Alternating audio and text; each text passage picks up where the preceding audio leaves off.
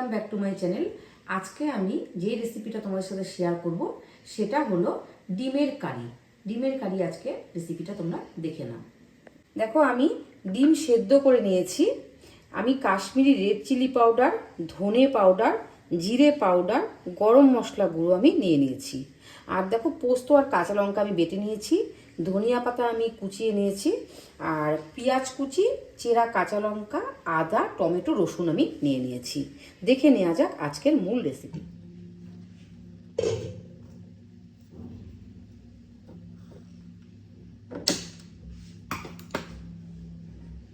Gas আমি জ্বালিয়ে নিলাম, কড়াই বসিয়ে দিয়েছি।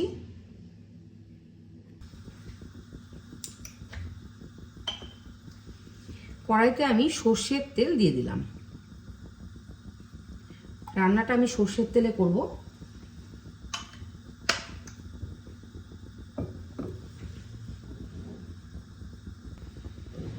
তেল আমার গরম হয়ে গেছে।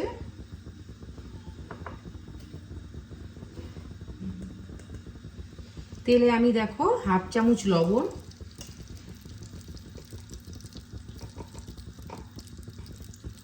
আর অল্প হলুদ গুঁড়ো দিয়ে দিলাম, অল্প রেড চিলি পাউডার দিয়ে দিলাম।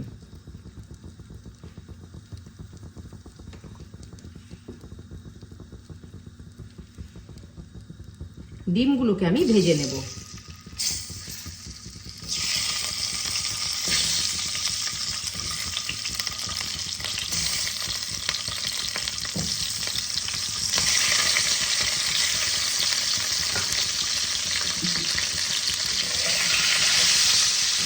ভালো করে লাল লাল করে ভেজে নেব।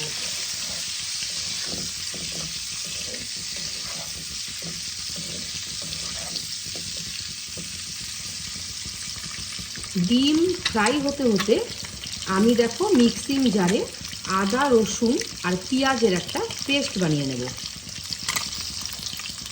ডিম দেখো আমার লাল লাল করে ভাজা হয়ে গেছে।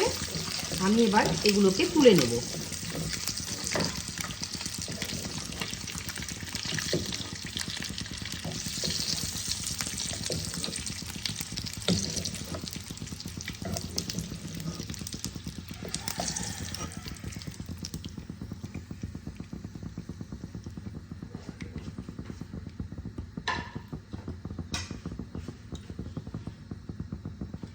এবার আমি ওই তেলেই হাফ চামচ গোটা জিরে সম্বারে দিয়ে দিলাম।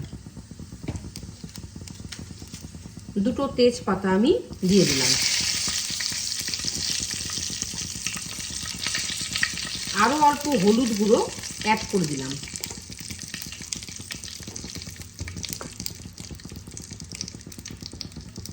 হাফ চামচ লবণ আমি দিয়ে দিলাম।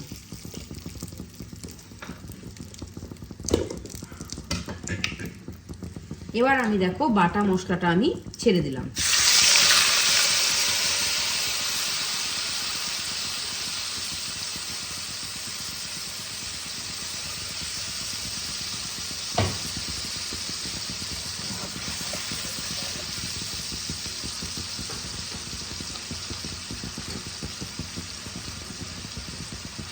এবার আমি এর মধ্যে হাফ চামচ আমি জিরে পাউডার দিয়ে দিলাম।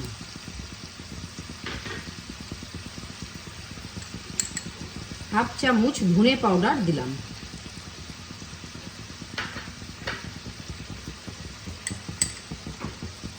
অল্প দেখো কাশ্মীরি রেড চিলি পাউডার আমি অ্যাড করে দিলাম।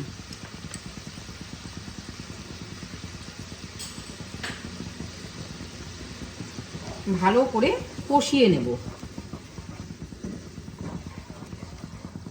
এবার আমি দেখো আবার আমি টমেটো, কাঁচা লঙ্কার একটা পেস্ট বানিয়ে নেব। মশলা আমি ভালো করে কষিয়ে নিচ্ছি। একদম আঁচ কমিয়ে কমিয়ে আমি মশলাটাকে কষাবো। ঢাকা দিয়ে দিলাম।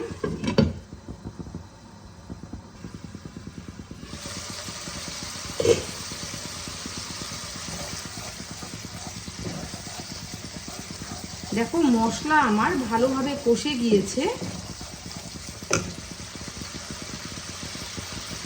এবার আমি এই যে পোস্ত আর একটা গোটা শুকনো লঙ্কাকে আমি পেস্ট বানিয়ে নিলাম।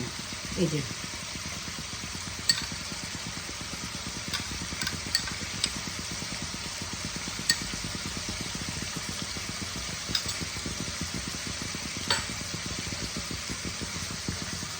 সব একসাথে ভালো করে কষাবো।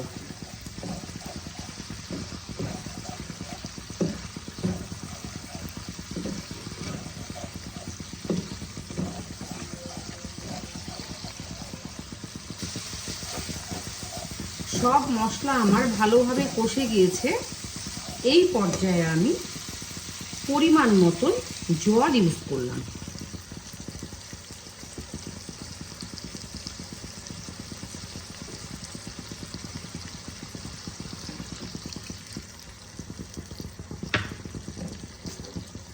ভালো করে মিশিয়ে নেব।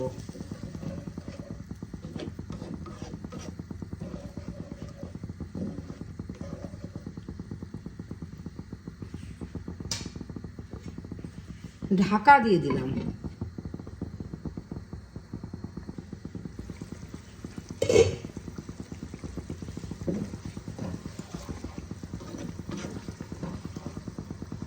এবার দেখো আমি টমেটো যে বেটে রেখেছি সেটা আমি অ্যাড করে দিলাম।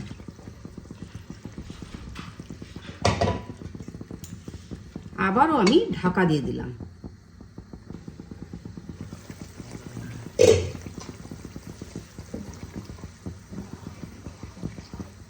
ঝোল আমার ফুটে গেছে।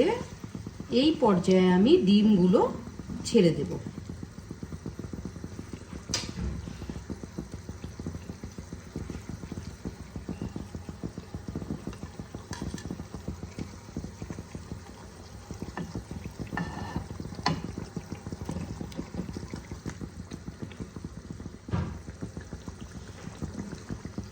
এখন ডিমগুলো দিয়ে আমি ঝোলটাকে আরো 3-4 মিনিট ফুটিয়ে নেব।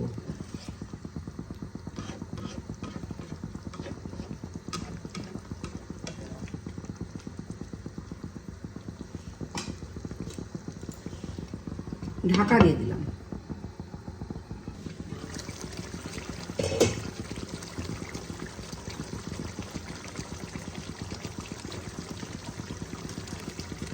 অল্প মিষ্টি অ্যাড করে দিলাম।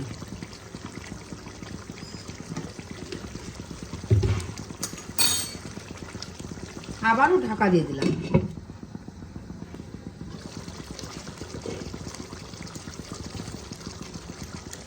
এইবার আমি এর মধ্যে দেখো অল্প পরিমাণে দারচিনি, এলাচ আর লংয়ের গুঁড়ো ইউজ করলাম।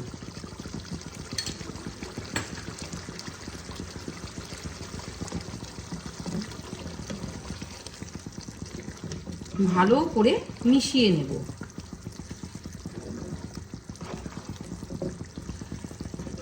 তোমরা রেসিপিগুলো ভালো করে ফলো করো, তাহলে তোমরা পুরো রেসিপিটা বুঝতে পারবে।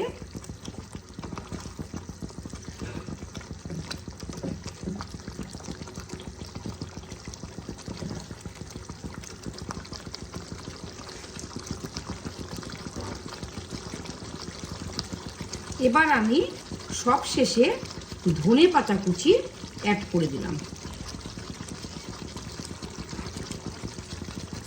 কতটা দেখো লোভনীয় হয়েছে ডিমের এই রেসিপিটা।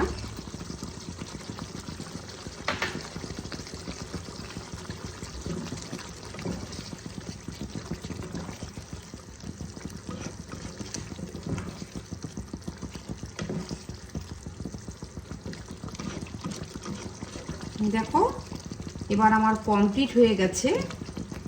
আমি এবার একটা বোলের মধ্যে সার্ভ করে নেব। বন্ধুরা, এতক্ষণ আমি তোমাদের সামনে একদম ঘরোয়া পদ্ধতিতে ডিমের কারি রেসিপিটা শেয়ার করলাম। রেসিপিগুলো তোমাদের কেমন লাগছে অবশ্যই কমেন্টের মাধ্যমে জানিও। আর যদি ভালো লেগে থাকে তাহলে একটা লাইক করে শেয়ার করে তোমরা পাশে থেকো। আর যদি তোমরা এরকম নিত্য নতুন যদি রেসিপি পেতে চাও তাহলে আমার চ্যানেলটাকে অবশ্যই সাবস্ক্রাইব করে দিও। আর ফেসবুক থেকে দেখে থাকলে ফলো করে দিও। ভালো থেকো, সুস্থ থেকো, ধন্যবাদ।